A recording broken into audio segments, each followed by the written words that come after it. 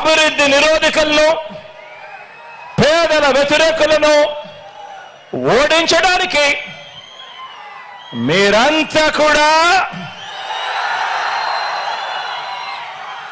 సిద్ధమేనా అని అడుగుతా ఉన్నాను.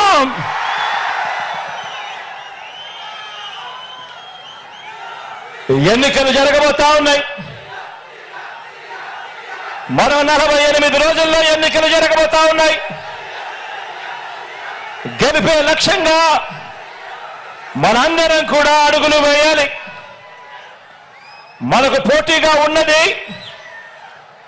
అబద్ధాలు చెప్పేవాళ్ళు, మోసాలు చెప్పేవాళ్ళు, అవలీలగా కుట్రలు చేసే కూటమి మనకు ప్రత్యర్థులుగా ఉన్నారు. ప్రజలకు మంచి చేసిన చరిత్ర లేని చెడ్డ వాళ్ళందరూ కూడా ఏకమైన పరిస్థితులు కనిపిస్తా ఉన్నాయి. ఈ చంద్రబాబు బృందానికి ప్రజలకు అన్యాయం చేయటంలో, నమ్మించి ప్రజలను నట్టేట ముంచడంలో ఈ పెద్ద మనిషి చంద్రబాబు నాయుడు గారికి 45 ఏళ్ల అనుభవం ఉంది. ఎందులో అనుభవం ఉంది అనంటే మోసాలు చేయడంలోనూ, అబద్ధాలు చెప్పడంలోనూ, వెన్నుపోట్లు పడవడంలోనూ, కుట్రలతో కుతంత్రాలలోనూ 45 ఏళ్ల అనుభవం ఉంది పెద్ద మనిషికి. మేనిఫెస్టోను ఎన్నికలు కాగానే చెత్తబుట్టలో పడేయటంలో కూడా ఈ పెద్ద మనిషికి 14 సంవత్సరాల అనుభవం ఉంది. ఎన్నికలప్పుడు మాత్రమే మేనిఫెస్టో గుర్తుకొస్తుంది, రంగురంగుల కాగితాలు గుర్తుకొస్తాయి. ఎన్నికలు అయిపోతూనే చెత్తబుట్టలో పడేస్తారు మేనిఫెస్టోను. ఈ రకంగా 14 సంవత్సరాలుగా ప్రజలను మోసం చేస్తూ వస్తున్నారు.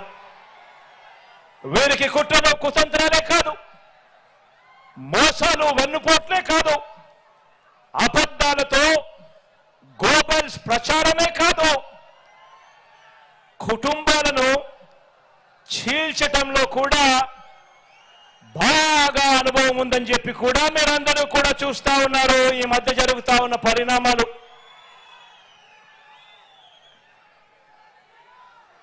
మా చిన్నాన్న గారిని, మా బాబాయిని, వివేకం చిన్నాన్నను ఎవరు చంపారో, ఎవరు చంపించారో ఆయనకు, ఆ దేవుడికి, ఈ జిల్లా ప్రజలందరికీ కూడా తెలుసు. కానీ బురద జల్లేందుకు ఇద్దరు చెల్లెమ్మలను ఎవరు పంపించారో, వారు వెనకాల ఎవరు ఉన్నారో మాత్రం మీ అందరికీ కూడా రోజు కనిపిస్తానే ఉంది. ఇంకా ఆశ్చర్యం ఏమిటో తెలుసా? ఇంకా ఆశ్చర్యం ఏమిటి అనంటే, వివేకం చిన్నాన్నను అతి దారుణంగా చంపి అవును నేనే చంపాను అని అతి హేయంగా బహిరంగంగా చెప్పుకుంటూ తిరుగుతా ఉన్న హంతకుడు, ఆ హంతకుడికి మద్దతిస్తా ఉన్నది ఎవరో కూడా మీరంతా కూడా రోజు చూస్తా ఉన్నారు. ఆ చంపినోడు ఉండాల్సింది జైల్లో, కానీ ఆ చంపినోడికి మద్దతిస్తూ నేరుగా నెత్తిన పెట్టుకొని మరీ మద్దతు ఇస్తా ఉన్నది ఈ చంద్రబాబు, ఈ చంద్రబాబుకు సంబంధించిన ఎల్లో మీడియా, ఈ చంద్రబాబు మనుషులు. వీరి మద్దతు కోసం రాజకీయ స్వార్థంతో తప్పించిపోతా ఉన్న ఒకరిద్దరు నా వాళ్ళు. వీరంతా కూడా ఆ హంతకుడికి నిస్సిగ్గుగా ఆ హంతకుడికి మద్దతిస్తున్నారు అని అంటే దీని అర్థం ఏమిటి అని చెప్పి అడుగుతా ఉన్నా.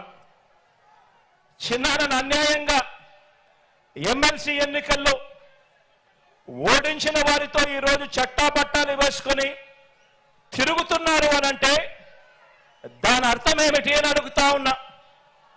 ఇంతటి దారుణం చేస్తూ దీన్ని నన్ను దెబ్బతీసే రాజకీయమని వారికి వారే చెబుతున్నారు అని అంటే ఇది కలియుగం కాకపోతే ఇంకా ఏమిటి అని అంటా ఉన్నాను. ఈ సందర్భంగా మీ అందరి ప్రేమానురాగాల మధ్య నిలుచుని ఇంతకన్నా అన్యాయం ఎక్కడైనా ఉంటుందా అని అడుగుతా ఉన్నాను. మీ అందరి ప్రేమానురాగాల మధ్య నిలుచుని ప్రజల మద్దతు లేని బాబు చేస్తా ఉన్న ఈ నీచ రాజకీయంలో ఎవరు ఎటువైపున ఉన్నా కూడా నేను మాత్రం ప్రజల పక్షమే అని చెప్పి ఈ సందర్భంగా గర్వంగా చెప్తా ఉన్నాను. ఆ దేవుడు ఆ ప్రజలు వీరిద్దరినే నమ్ముకున్న ధర్మాన్ని న్యాయం వీటి రెండింటినీ నేను నమ్ముకున్నాను. ఈ రోజున నన్ను మనందరి ప్రభుత్వాన్ని టార్గెట్ చేస్తా ఉన్న వారికి ప్రజలకు మంచి చేసిన చరిత్ర ఎక్కడా కూడా లేదు. మనకు వంచిన చరిత్ర ఎక్కడా కూడా కనిపించదు. మనలో తేడా గమనించమని అడుగుతా ఉన్నా. వారికి మేనిఫెస్టో అంటే ఎన్నికలప్పుడు చెత్తబుట్టలో పడేసే డాక్యుమెంట్ ఎన్నికలు అయిపోయిన తర్వాత మేనిఫెస్టో ఇచ్చి కనీసం 10% వాగ్దానాన్ని కూడా నిలబెట్టుకున్న చరిత్ర వారికి లేదు. కానీ